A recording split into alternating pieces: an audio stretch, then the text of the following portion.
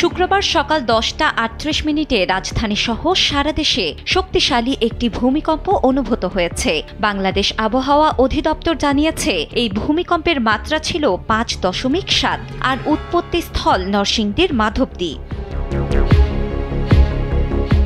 তীব্র ভূমিকম্পে আতঙ্কে মানুষজন রাস্তায় নেমে আসেন। মার্কিন ভূতাত্ত্বিক জরিপ সংস্থা USGS এর তথ্য অনুযায়ী ভূপৃষ্ঠ থেকে 10 কিলোমিটার গভীরে ছিল এর উৎপত্তি।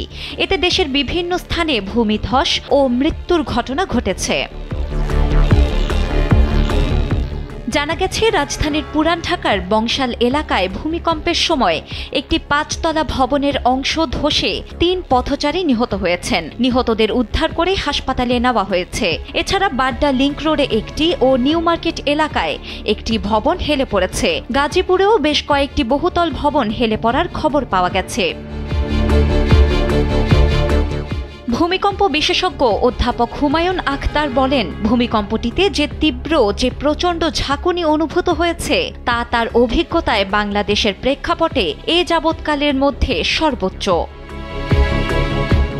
শিলা ইসলাম, সময়ের আলো।